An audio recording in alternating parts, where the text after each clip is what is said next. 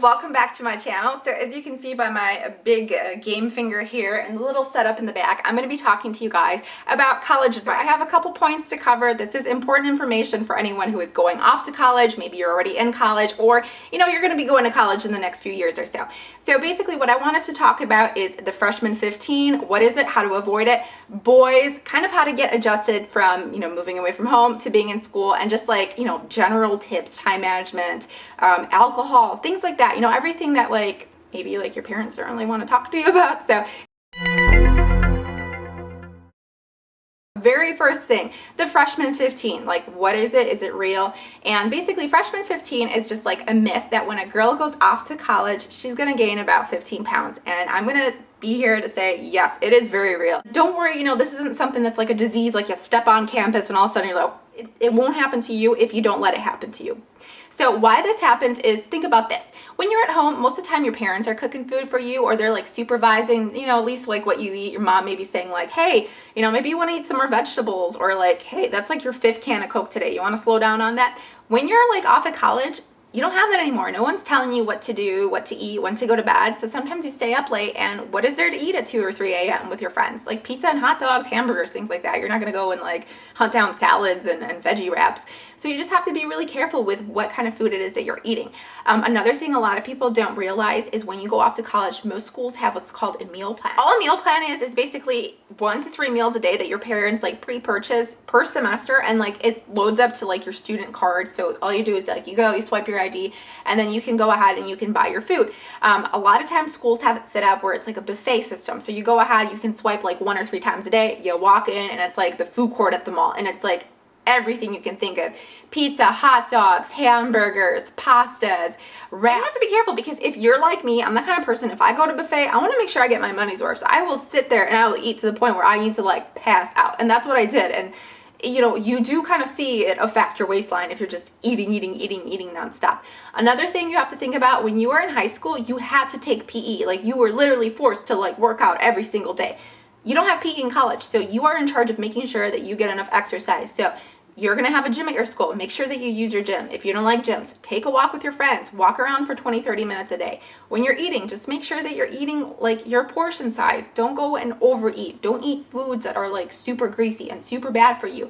Eat them in moderation. I'm not saying you can never have a cheeseburger or a hot dog, but make sure that all your meals aren't cheeseburgers and hot dogs, basically.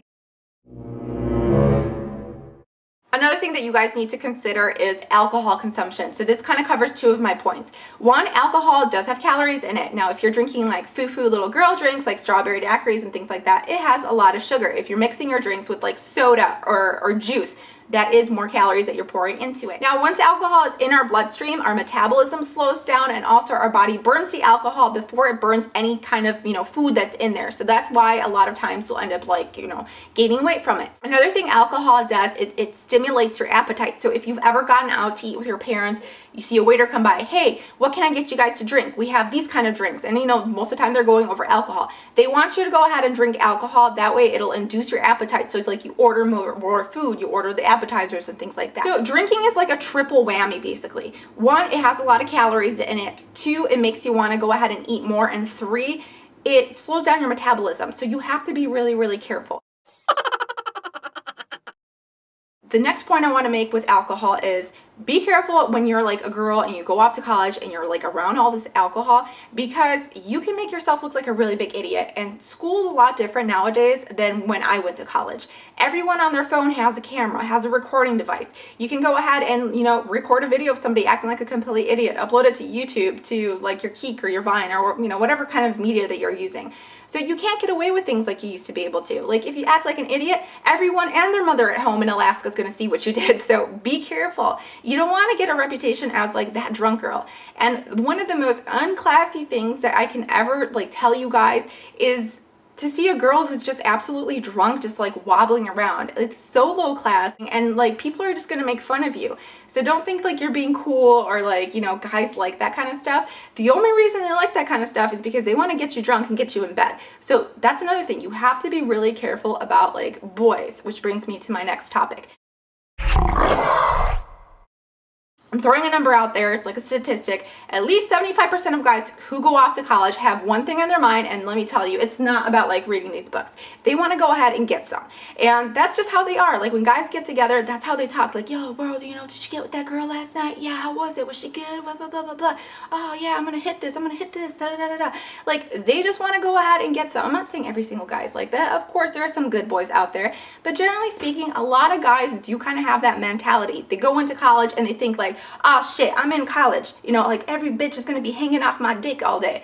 Like you have to be really careful because you don't want to end up being that girl that like some guy goes and like sleeps with one night and then the next day he's like doesn't even know who you are. And that's how a lot of them work. You know, some of them, you know, the better, you know, the sneaky players, they'll actually go ahead and try to like win you over. Some of them will spend like a few days doing it. Some might even spend a few weeks, you know. They might put on a whole like little facade where you think they're like some like good guy that really cares about you. And he's spitting the same game at like 5 other girls. He's just trying to get some. So don't be that girl.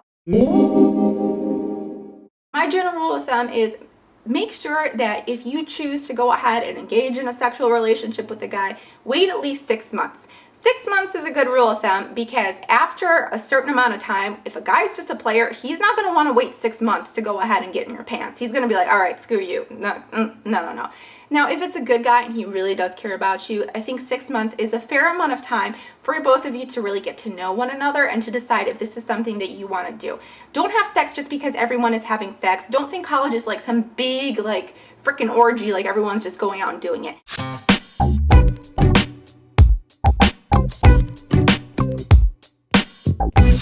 The next thing I want to talk about is like the transition from moving away from home to going off to college. Now I know a lot of times people are scared that they're going to get homesick, that they're not going to be able to make friends. Now college, there's like so many things that you can do there. There's so many different clubs and activities. I joined the sorority when I was in college. It was awesome. I had so much fun. Great thing about sorority is like once you are done with school, there are so many connections that you can make. And I'm not just saying like just with a sorority, professional organizations, you know, whatever your major might be, what you're interested in, there is a club for it. So go ahead, branch out, make new friends. Don't just be sitting on the phone with your old friends from home or Facebooking them or MySpacing, FaceTiming, Skyping, like whatever it is that you like to do. Of course, you know, make sure you set aside at least like, you know, a little bit of time each week where you go ahead, you connect with your old friends. But college is all about making new friends, having new experiences, having fun, trying new things. So don't be scared to branch out.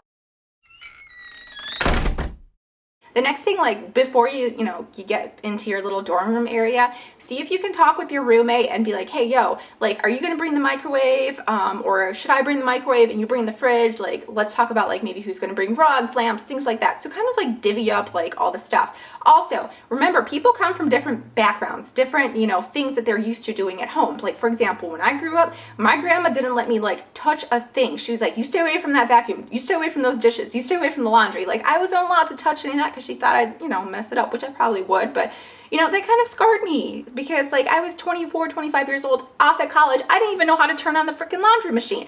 So there's going to be people like that. They don't know like what to do. And, you know, maybe like you grew up doing chores your whole entire life. So you have to be prepared before you like, you know, get into your little dorm room, sit down with your roommate and be like, listen, I don't want to live in a pigsty. So let's talk about who's going to clean what, when. Like, let's make an organization chart. Maybe I'll clean on Tuesdays, you clean on like Fridays, things like that. Or maybe, hey, one day a week, we're just going to like sit here for an hour and clean the whole entire dorm room together. Make expectations, because if you just let people do their own thing, your shit's going to look like a pigsty.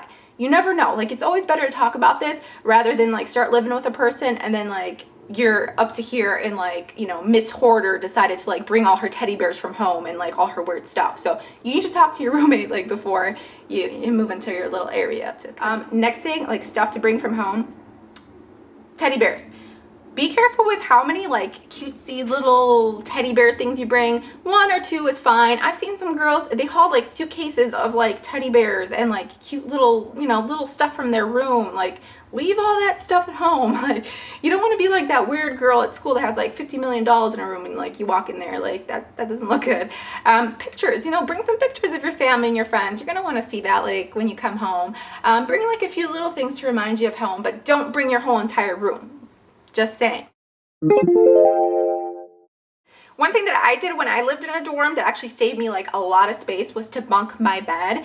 Bunking your bed pretty much means that like they're gonna put it up on like these like wooden, you know, like a bunk bed. Like guys usually do this for like $100. They'll come in and they like set up this thing, they put your bed up on top.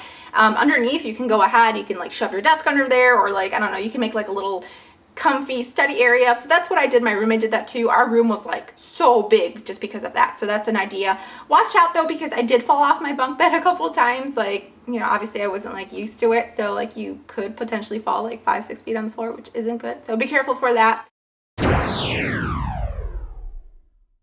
The other thing, last thing I want to talk about is don't forget the reason that you are in college is to get a degree. So if you just go out and you party all day and you don't focus on your homework, you can definitely fail your classes and they will kick your ass out of school. You will lose your scholarships and that'll be that. The most important thing for you to do here is to make sure you have a time management plan. If you're not good at planning, make sure you have an organizer. Go ahead and mark off when you're going to be in class. Make sure you have enough time to do all of your readings and your homework. That is like your number one priority when you're in school, is to make sure you do all the stuff to keep yourself in school. Of course, you're not going to be sitting in the library all day, so schedule off some time for you to, try some activities, join some clubs, see how you like them. If you don't like them, all right, stop going to that club, find something else. Make sure you have time to hang out with your friends. Make sure you have time to exercise. Make sure your body is physically, fit, healthy. It's going to help you study. Make sure you're eating good foods. You're not filling your body up with a bunch of crap. And of course, make sure you're getting enough sleep. If you're not sleeping, your brain's not going to be functioning to like its full performance, and that's just not good for you. So those are all my general tips for you guys. I hope you found it informative. If you have questions, please let me know. I do plan on doing like a high school video and also something more related to junior high. So I hope you guys have a wonderful day, and I will see you next time. Bye.